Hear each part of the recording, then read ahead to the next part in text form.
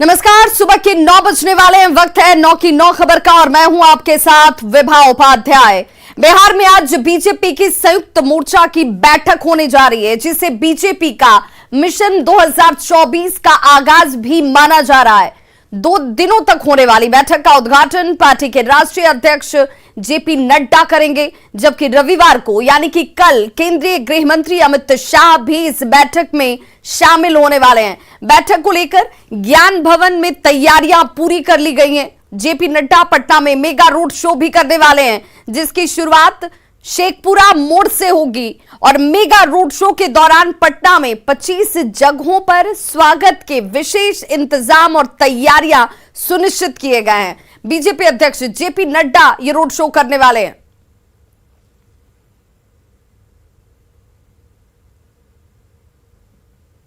द्वार पर आप पहुंचेंगे तो ठीक आप देखिए, सभागार के मुख्य द्वार पर यहाँ पे आज़ादी का जो अमृत महोत्सव है और जो शहीद स्मारक हम लोग देखते हैं सप्तमूर्ति, जिसमें 7 शहीद हुए थे, वो प्रतिमूर्ति जो है वो ठीक मुख्य द्वार पर यहाँ पे बनाई गई है। और ठीक जब आप यहाँ से वीआईपी गेट है और वीआईपी गेट से जैसे ही आप अंदर प्रवेश करेंगे सभागार में, तो आप हैरान रह जाएंगे कि जो तैयारी है वो कितनी भव्य है। यहाँ पे तमाम जितनी भी सीटें लगी हुई हैं, 3000 से ज़्यादा सीटें, सब के सीट के पीछे जो है वो कमल का निशान जो है वो बना हुआ है। और ठीक अगर मंच की तरफ आप अगर देखेंगे तो मंच पे आप देखेंगे कि पूरा मंच जो है वो सजा हुआ है। और यहाँ पे ये आप ज़रा देखेंगे कि एक बड़ा सा जो पोस्टर लगा है और उसके साथ साथ यहाँ पे जो बिहार की जो पहचान है, जो मिथिला पेंटिंग है और तमाम जो कलाकार हैं, उसे लेकर के यहाँ पे इस्तेमाल किया गया है और इस पूरे मंच को एक भव्य रूप दिया गया है। यहाँ जो बीजेपी के जो लोग हैं इस पूरे कार्य को संभाल रहे हैं, कैसी तैयारी, कितनी भव्य तैयारी की गई है? देखिए, आपने पूरा प्रांगण देखा है। एक बहुत ही कमाल की बात यह है कि सब तैयारी हमारे यहाँ के स्थानीय कार्यकर्ताओं ने, लोकल कलाकारों ने किया है।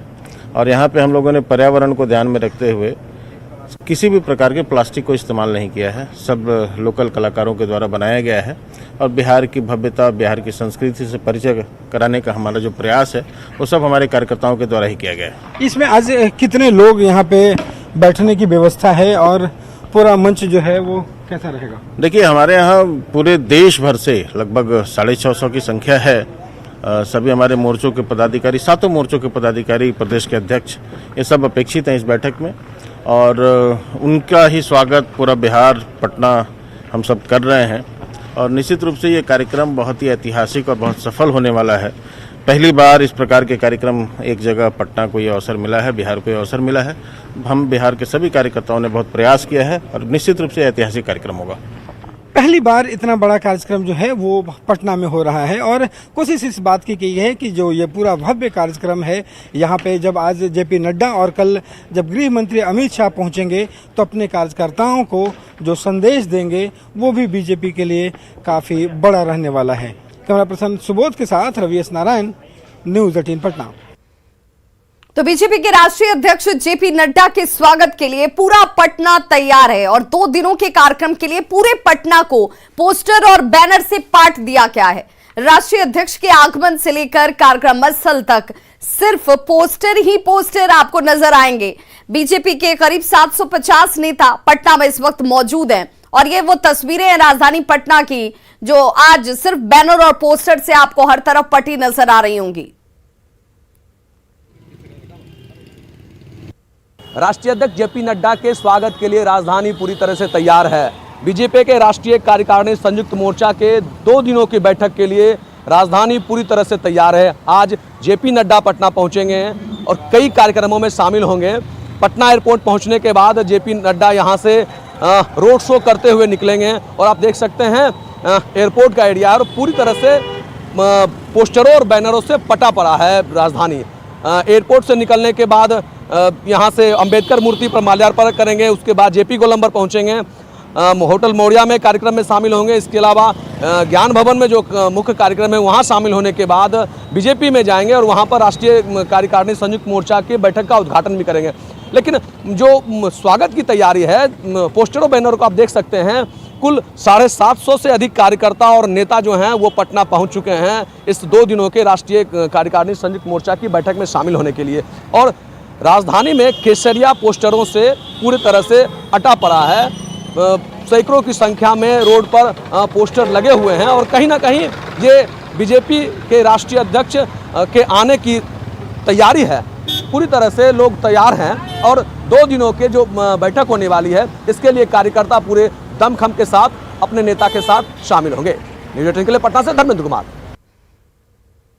तो बीजेपी अध्यक्ष जेपी नड्डा आज रोड शो करने वाले हैं। पटना में ये रोड शो ऐतिहासिक होगा। एयरपोर्ट से लेकर जेपी गोलंबर ये वो मार्ग है जहां पर आपको ये रोड शो नजर आएगा और रोड शो को लेकर के तैयारियां जो है पुख्ता कर ली गई हैं, सुनिश्चित कर ली गई हैं। ज्यादा जानकारी दे रहे हैं हमारे सहयोगी रवि एस नारायण।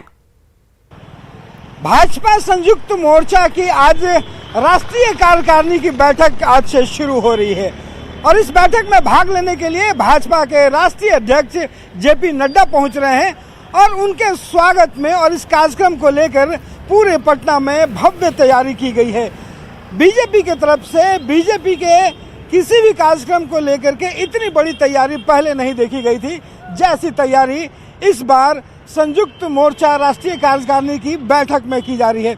ये जरा देखिए, पूरे पटना शहर में बैनर पोस्टर से पाट दिया गया है और एयरपोर्ट से लेकर के जेपी गोलंबर तक जहां तक आज जेपी नड्डा का रोड शो होना है वो पूरे रास्ते भर में जो तोरण द्वार हैं वो कई भव्य तोरण द्वार बनाए गए हैं। ये जो तस्वीरें आप देख रहे हैं ठीक डाक बंगला चौराहे पे कि स्वागत द्वार जो बनाया गया है, इस स्वागत द्वार में कोशिश इस बात की गई है कि पटना के जो ऐतिहासिक स्थली रही है उसको भी दर्शाया जाए और इसे देखते हुए ऐसे सिर्फ एक नहीं बल्कि पूरे पटना भर में आप देख सकते हैं कि तोरण द्वार लगाए गए हैं। आपको बता दूं कि पूरे पटना में 2.5 लाख से ज़्यादा ऐसे बैनर पोस्टर जो हैं वो लगाए गए हैं। आपकी नज़रें जहां तक जाएंगी पूरे पटना भर के शहरों पर आपको भाजपा का ये बैनर पोस्टर स्वागत में दिखाई पड़ेगा। आज जब एयरपोर्ट से जेपी नड्डा का जो रोड शो शुरू होगा उस रोड शो में तकरीबन 5,000 से ज़्यादा लोग शामिल होंगे जिसमें मोटरसाइकिल की जुलूस जो है वो भी शामिल होगी। हर जगह जिस रास्ते में वहाँ से होते हुए जहाँ जेपी गोलंबर तक पहुँचेगी वहाँ तक आपको बता दूं कि स्वागत के लिए जो वहाँ पे आप देख सकते हैं कि जो मंच बनाया गया है ऐसे कम से कम 50 से ज़्यादा मंच बनाए गए हैं। हर 10 कदम पर ऐसा मंच आपको दिखाई पड़ेगा जहाँ पे जेपी नड्डा का फूलों से स्वागत किया जाएगा। तो आप ज़रा समझ सकते हैं कि किस कदर यहाँ पे आज जेपी नड्डा के रोड शो को लेकर के और इस पूरे कार्यक्रम को लेकर के बीजेपी की तैयारी की गई है। बस इंतज़ार जो है वो यहाँ पे सारे भाजपा के जो कार्यकर्ता हैं वो अपने राष्ट्रीय अध्यक्ष जेपी नड्डा का कर रहे हैं। एयरपोर्ट से जब यहाँ पे निकलेंगे उनका रोड शो जब निकलेगा तो वो देखने वाली तस्वीर होगी। कैमरा पर्सन सुबोध के साथ Ravi S Narayan, news 18 Patna.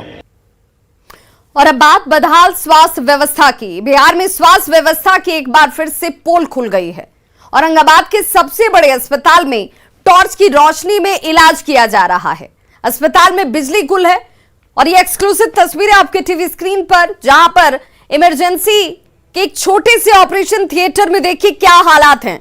Doctor torch की रोशनी में मरीज का इलाज कर रहे हैं। सदर अस्पताल में व्यवस्था दुरुस्त करने के लिए लाखों रुपए खर्च किए जा रहे हैं, लेकिन ये लाखों खर्च करके हो क्या रहा है, ये जरूर सवाल सबके मन में अब उठने लगा है। क्योंकि जो तस्वीर सामने है वो हैरान करने वाली भी है और परेशान करने वाली भी कि आखिर ऐसे हालात में क्या भगवान भरोसे मरीज हैं।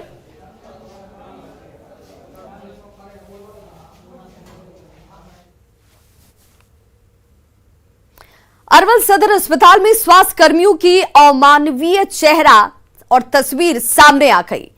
यहां प्रसव के लिए दिन रात पहुंची एक महिला का इलाज नहीं होने से महिला ने बच्चे को अस्पताल के बाहर ही जन्म दे दिया। परिजन स्वास्थ्य कर्मियों से लगातार गुहार लगाते रहे, लेकिन उनकी किसी ने नहीं सुनी। सभी स्वास्थ्य कर्मी रात में सोने में व्यस्त नजर आए। जब सिविल सर्जन को मामले की जानकारी दी गई तब वे मामले की लीपापोती में जुट जाते हैं और परिजनों को बाहर बात लीक नहीं करने की धमकी दे दी जाती है। फिलहाल जच्चा और बच्चा दोनों स्वस्थ हैं। आनंद जी विधायक भी कहते कहा कि ऐसा बात है तो हम आते हैं, ऐसा बात यही हमारे कुछ घटना है। अगर इसी तरह से रहेगा तो पेशेंट तो मर ना जाएगा सर, जो कि पेशेंट बाहर हुआ है। यहाँ सभी लोग जो है सिस्टर लोग सोई इधर बिल्कुल सोए में थे। देखेंगे तो देखेंगे सिस्टर सोई इस रूम में से निकल रही है, दाई उधर से आई, आशा जो उधर से दौड़ के आई, बस हम थे, हमारे बच्ची थे। एक भी दवा नहीं दिया गया, जो कि हम कहे कि दवा लिख दो, हम बाहर से दवा लेके आते हैं, लेकिन नहीं दी। तो बिहार में स्वास्थ्य व्यवस्था की पोल खोलती एक और दूसरी तस्वीर भी अब आपको दिखा देते हैं। पहली तस्वीर औरंगाबाद की और दूसरी तस्वीर अरवल सदर अस्पताल की, और इन दोनों ही तस्वीरों को देखकर आपको अंदाजा हो जाएगा। ये जो पहली तस्वीर आप औरंगाबाद की देख रहे हैं, जहां पर टॉर्च की रोशनी में ऑपरेशन थिएटर के अंदर मरीज का इलाज किया जाता है, और ये अब दूसरी तस्वीर देखिए जहां पर एक प्रसूता पहुंची थी बच्चे को जन्म देने के लिए। पिता गुहार लगाते रह गए कि बच्ची को यहां पर इलाज किया जाए, लेकिन नर्स और डॉक्टर सभी सोने में व्यस्त थे। अब इससे आप अंदाजा लगा सकते हैं कि बिहार में स्वास्थ्य व्यवस्था का हाल क्या है। एक अस्पताल में लाइट की व्यवस्था नहीं होती है तो दूसरे अस्पताल में व्यवस्था है, लेकिन स्वास्थ्यकर्मी लापरवाह हैं। देर रात पहुंचने वाले मरीजों को यहां देखने वाला कोई नहीं है।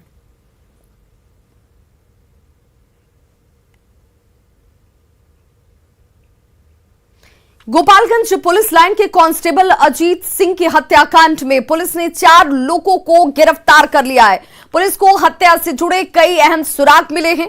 अगले 1-2 दिनों में पुलिस हत्याकांड की गुत्थी सुलझा सकती है। पुलिस फरार अन्य संदिग्धों को पकड़ने के लिए भी लगातार छापेमारी कर रही है। पुलिस ने 4 आरोपियों को गिरफ्तार भी कर लिया है। आपको बताते चलें कि सिवान निवासी अजीत सिंह जिला पुलिस बल का जवान था। 2 दिन से वो लापता था और जवान के शव को कल नाले से बरामद किया गया। पलामू जिले में एक फर्जी आईएएस का पर्दाफाश हुआ है। युवक ने खुद को यूपीएससी परीक्षा में 357वीं रैंक हासिल करने वाला दावा कर रहा था, जिसके बाद सीएम सोरेन ने उसे सम्मानित भी किया। जब मामले का पर्दाफाश हुआ तो युवक के खिलाफ फर्जीवाड़ा करने का केस दर्ज कर लिया गया। सीएम सचिवालय की आंखों में धूल झोंककर पलामू के एक फर्जी आईएएस ने मुख्यमंत्री के साथ तस्वीर भी खिंचवाई और अभिनंदन समारोह में शामिल भी हो जाता है। देखिए, ये वही वो शख्स है जिसे आप घेरे में देख रहे हैं, और ये फर्जी आईएएस है, सम्मानित भी हो रहा है। मुख्यमंत्री हेमंत सोरेन इसे सम्मानित भी कर रहे हैं। यह अभिनंदन समारोह में शामिल हुआ। वहीं सबसे बड़ी चूक सरकार की तरफ से भी हुई कि बिना वेरिफिकेशन के आखिर मुख्यमंत्री के साथ भोज में शामिल होने और सम्मानित होने के लिए कैसे किसी को भी इस तरह भेज दिया गया। यह शख्स वहां तक पहुंच भी जाता है। दरअसल उत्तर प्रदेश के कुमार सौरभ को यूपीएससी में 357वीं रैंक मिली थी, जिसे आरोपी सौरभ पांडे ने खुद की रैंकिंग बताई। विभाग की ओर से सभी जिलों के डीसी को अपने अपने क्षेत्र के सफल अभ्यर्थियों की जानकारी देने को कहा गया था, जिसमें पांडुग्राम के कुमार सौरभ के बारे में भी सूचना दी गई थी, जिसके बाद उसे आमंत्रण भी भेजा गया। मामले का खुलासा होने के बाद सरकार को फर्जी सूचना देने और जालसाजी के आरोप में सौरभ पांडे के विरुद्ध केस दर्ज किया गया। इसके साथ ही धुरवा थाने की पुलिस को कार्रवाई के निर्देश भी दिए गए और 357वीं रैंक लाने वाले यूपी के कुमार सौरभ को जब इस संबंध में जानकारी हुई तो उन्होंने सौरभ पांडे को एक्सपोज किया, जिसके बाद इस पूरे मामले का खुलासा हुआ है।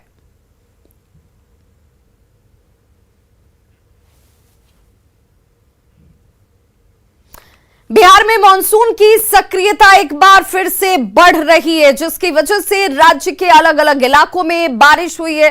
लोगों को तेज धूप और उमस भरी गर्मी से राहत मिली है। मौसम विभाग के अनुसार 31 जुलाई तक पटना समेत राज्य के कई इलाकों में अच्छी बारिश होने की पूरी संभावना बनी हुई है। और इसके अलावा मौसम विभाग ने बादल गरजने और वज्रपात को लेकर के भी अलर्ट जारी किया है।